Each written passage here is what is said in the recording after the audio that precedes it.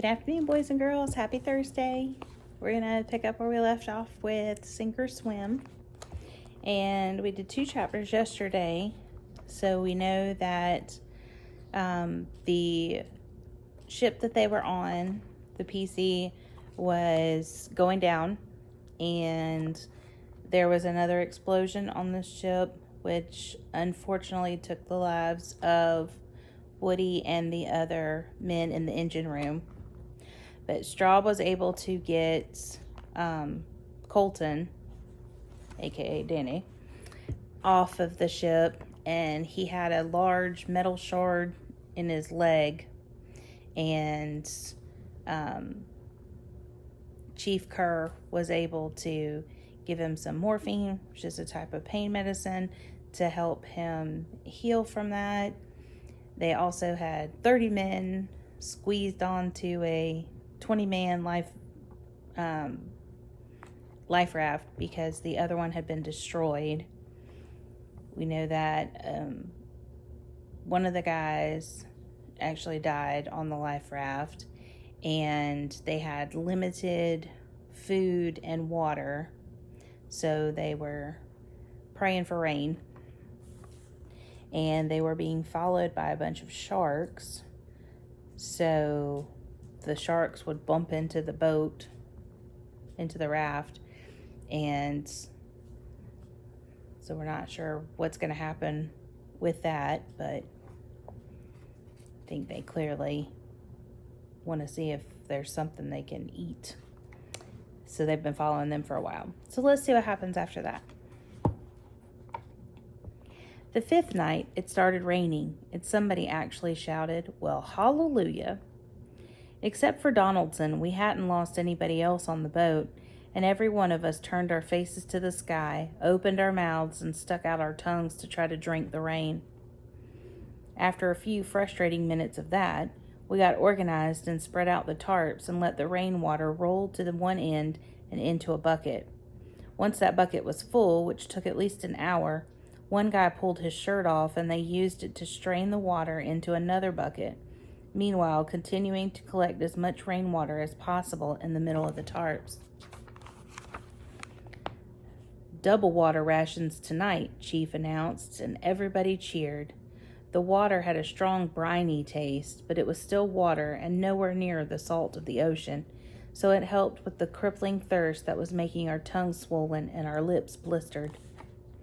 The rain only lasted a few hours, but our luck still held that night when a school of mackerel swam close enough, and one of the guys was somehow miraculously able to grab one and throw it into the boat. At first I thought there would be a feeding frenzy, men literally taking bites out of the fish before scaling it and cleaning it or anything. But once again, Chief Kerr stepped in. "Everybody will get a bite," he said, "but not like this. We need to use everything, head, guts, everything. This is more important to us as bait than it is as food." I volunteered to clean the fish since I'd been doing it all my life. Plus, it was something to do to take my mind off this fear that had been growing in me, the possibility that we would never get rescued, and that my mom would never know what happened to me.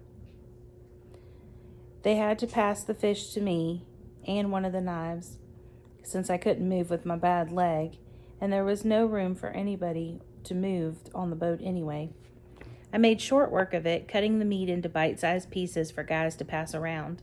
It was enough to eat, but we were already out of hardtack and biscuits and peaches, had been for 2 days, so anything was better than nothing. Chief Kerr passed out the fishing lines, and I baited those too with the intestines. Guys caught 2 more fish that night. We feasted again the next day. I felt a little better after that, and a little more hopeful, for a while. Straub still wasn't speaking, but after another couple of days, neither were the rest of us. My leg felt okay, but I knew I couldn't put any weight on it, even if I tried to stand. At least there didn't seem to be an infection. Maybe the nightly drenching in salt water helped with that, though it was terrible on the rest of my body, the rest of all of our bodies. Sores broke out on our skin, our faces, on our tongues, inside our mouths. We kept catching fish, but never enough to make hunger really go away. Enough to keep us alive, I guess, and there was some moisture in the meat, which also helped. But we desperately needed another rain. We didn't get one, though, not for a while. After 8 days, we even tried peeing in the buckets. Not that anybody had much pee in them. Some didn't have any, but it was undrinkable, even with the severe thirst we all had. Worse than drinking seawater. And seawater, we'd always been told, would pretty quickly kill you if you drank it and kept drinking it. That didn't stop me from thinking about it, though, even fantasizing about it. Just a sip. What could possibly happen if I took just one little sip? Surely it would help some. Even a little relief from the terrible thirst would be something. A guy named Benji beat me to it and immediately wished he hadn't, because he gagged for a long time and threw up the bite of fish he'd just had, the only thing he would have to eat all that day. Nobody was sympathetic. Nobody said anything except to call him an idiot. When he stopped gagging, Benji went after Connor, the sailor who'd called him that, and the two of them sprawling over other guys who punched them both, until Chief Kerr roared that for everybody to knock it off, or else he'd be throwing bodies to the sharks. Just to make sure, Chief climbed over to where the two men were fighting and grabbed their collars and pulled them apart. "This is not going to happen on my boat," he yelled in their faces, shaking them like they were a couple of little kids. And like little kids, they immediately calmed down. Neither one would look at him, or at the rest of us. Chief shoved them back to their places. Somebody must have bumped into him during the melee, because when he stood back up to lecture us more, I saw that Chief's face was bleeding where he'd been burned. A lot. Benji took off his shirt and handed it to Chief Kerr. Chief took it and stared at the shirt for a minute. He must have felt the blood oozing down his cheek, because he put his hand there and it was covered with blood when he pulled it away. He didn't use Benji's shirt, though. He handed it back. "Put it on," he said. "You won't last long in this sun without it. Or tonight, either." He shook his head. "Here's the thing, men. We stick together. We survive this. We work together. We survive this. We take care of one another. We survive this. It's as simple as that." "Sorry, Chief," said Benji, putting his shirt back on. "Sorry, Chief," said Connor, the sailor who'd called Benji an idiot. "I don't want to hear sorry," Chief Kerr said. "I just want this to be the end of it." And it was. There wasn't any more fighting after that. Guys might say a cross word now and then to one another, but nobody wanted to get on Chief's bad side, and probably we were all growing too weak to fight or even disagree much as well. The next few days were just like the ones before: freezing nights, rough waves, sharks bumping the lifeboat, blistering days. The only happy moments were when somebody caught a fish, usually mackerel or sea bass, and we all got to eat and satisfy our water craving from the wet meat, at least a little. Once somebody caught a small shark and we tried to eat that, but it was too tough. We chewed and chewed, but didn't have any spit in our mouths to soften it up, or strengthen our jaws to wear down the meat even enough to swallow it. A couple of guys tried drinking blood, but it was almost impossible to get out, and it ended up making them sick. I could feel myself growing weaker and sadder about Woody and the others who died, and about the possibility that we might never be found, and I might never see my mom or Danny or home again. I prayed we would be rescued, and I prayed that if we weren't, that Mama and Danny would somehow find out what happened to me and would know that I loved them all the way to the end. And then, just when we were probably all giving up hope, it rained again. Only this time, it wasn't a rough, stormy rain, but almost like a warm spring rain, though it was now late October. We filled all our buckets this time, not keeping any of them empty for bailing. We drank more than we had in 2 weeks, and then we filled the buckets again. "Maybe it's a sign," Benji said. "Maybe we'll be rescued soon." "Yeah," Connor said. "Bound to happen." Since the fight, Benji and Connor seemed to have become friends somehow. We all wanted to believe them, of course. It was just that nobody actually did. They didn't even believe it themselves. They were just talking, that's all.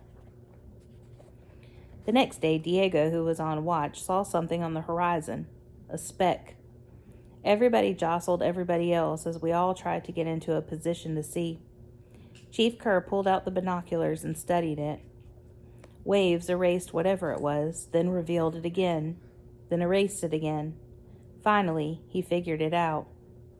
"It's the Germans," he said, handing the binoculars to the guy beside him. "What Germans?" Diego asked. "The ones in the inflatable life raft," Chief said. "The ones we let paddle away. Guess they didn't paddle far enough. Or maybe they just managed to paddle themselves in a big circle." Over the next couple of hours, the life raft slowly came closer. As it did, I felt anger burning me up inside. There were the Germans who kept us distracted while their officers down below set explosives in their U-boat, the explosives that killed Woody, the explosives that killed half our crew. I wasn't the only one getting angry.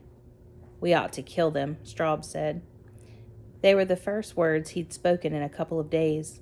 I hope the wind or waves will keep pushing them closer to us, pushing us closer to them, pushing us together so we can shoot every last one of them. Chief Kerr stood up in the bow and glared at Straub. Other men were nodding at what he'd just said, and Chief glared at them too. "They're unarmed," he said. "You all saw them when they paddled off in their inflatable. They barely had any supplies with them." "So what do we do then, Chief?" Straub asked, suddenly the most talkative man on the boat. "What if they want some of our rations, some of our water?" "We don't have enough," Diego said. "We can't share it with them. We'll all die out here, them and us." "So we shoot them and put them out of their misery," Straub said. The Germans were maybe 100 yards away now. Chief Kerr handed out weapons and ammunition to several guys, 5 rifles and a couple of handguns. "Just in case," he said, "and nobody does anything unless I give the word." "So what are you going to do with them, Chief?" Benji asked. "You never said." "I don't know," Chief Kerr said. "I don't know. But we don't shoot, and that's an order." The Germans were maybe 50 yards away now. There were only half a dozen of them, though there'd been probably twice that many when they left the damaged U-boat. The ocean was growing rougher, rocking us harder and bouncing them around a lot worse. "Hold steady," Chief said. "Let them draw next to us, and we'll see what they want." But Straub wasn't going to wait. He lunged over to Connor, the man closest to him with a rifle, and grabbed it. Then he shoved past a couple of guys to the side of the boat and took aim at the Germans. "Straub, don't!" I shouted. "What are you doing?" "Don't touch me," he said. "I'll shoot their boat if anybody touches me." Chief told the guys to pull back, though there wasn't much space for us to go. Then he addressed Straub. "Sailor, you need to lower that weapon right now," he barked. "I can't, Chief," he said. "They killed my friend. They killed all our friends. This is war. Isn't this what we're supposed to do? Kill the enemy?" He was crying, but kept the rifle aimed at the Germans. They saw what he was doing and all raised their hands in surrender. "Shooting them won't bring anybody back," Chief said. "You know that. War isn't about killing men. It's about fighting for a cause. These men already surrendered. Don't make yourself a murderer. That's what they do. That's not what we do." "I don't care," Straub said. "I don't care about anything." He swayed, staggered as a wave rocked the boat, then righted himself. He kept his aim the whole time. "Straub?" It was me speaking, but the sound of my own voice surprised me. "Straub, it's me," I said. "You know Woody was my friend too. I miss him too. I miss all the guys, the same as you. We all do, but this isn't the way to fix things." "Then what is?" he said. "What?" "I don't know," I said softly, "but those guys over there, those German sailors, you know you could have been one of them. If your parents hadn't left Germany, hadn't come to America, and if you had been born there instead of born here, you could have been one of them. You wouldn't have been a Nazi. I know you wouldn't. But it's got to be the same there as it is here. You have to follow your orders. Those guys over there that you want to shoot, they were following their orders. They didn't have a choice." I paused. "If it had been you, you wouldn't have had a choice. So if you shoot them, it would kind of be like shooting yourself too, or any one of us." Straub was crying so hard now that he probably couldn't see anything on the German's lifeboat. He lowered the rifle. Somebody grabbed it out of his hands. His legs gave out and he sagged back down into the boat, and it was over. We ended up giving the Germans some of our water and some of our fish. Speaking through one of the Germans who knew a little English, his name was Franz, Chief Kerr managed to get across that they could either stay tied up to us and be taken prisoner when and if we were ever rescued, or they could go back out on their own. Franz rubbed a hand over his blonde crew cut, looked around at the rest of his crew, and said that they would stay and be our prisoners. He said they hadn't had any water in 3 days and hadn't eaten in more than a week. Chief ordered a couple of the crew to tie their raft to our boat, with about 20 yards between the two boats. He gave them fishing line and a bucket and one of our tarps. "We'll share what we can after this," he said through the translator. An hour later, after everything calmed down, Chief Kerr made his way over to where Straub and I were. Straub hadn't said anything since giving up the gun. I had my hand on his shoulder to let him know I was there and that I was his friend no matter what. Crouching next to us, Chief looked hard at Straub until Straub lifted his head. "Son, what you did was wrong," he said. "An order is an order, and it's your job, your duty, to follow orders. I don't care how bad you're hurt or how bad you miss your friend or what those Germans did to us. I don't care about none of that, you understand?" "Yes, Chief," Straub whispered. "We all feel the same way. You weren't the only one that wanted to shoot those Germans, but it's not who we are and it's not what we do. It's not the American way. Simple as that." This time Straub struggled to sit up so he could look at Chief Kerr the way he's supposed to look when a petty officer gave an order to a seaman second class. "I understand, Chief," he said, "and I'm sorry." Chief Kerr put his hand on Straub's other shoulder and squeezed it gently, the way my dad used to do when he was still with us, when I messed up and Dad needed to set me straight about something. "Nothing more we need to say about this then," Chief said. "There's not going to be a report on it. What happens out here in this lifeboat, it stays out here, and that's the end of it. I just need you to be strong and be the best sailor you can be until we're rescued. Can I count on you for that?" "Yes, Chief," Straub said. After Chief Kerr left, Straub whispered to me, "I don't know what came over me, Danny. I just don't. Except I couldn't stop thinking about Woody down there in the engine room, our brave pal Woody, and the ways he might have died down there. And all the stuff we went through together, you and me and him, and what a good guy he was." "I know," I said. "It's the same for me. It's the same for all of us. I don't blame you for what you did, or what you almost did. Nobody does." Straub nodded. Then he said, "I hate this war." I almost said, "We all do," but I didn't need to. He knew. And we'll finish the book tomorrow.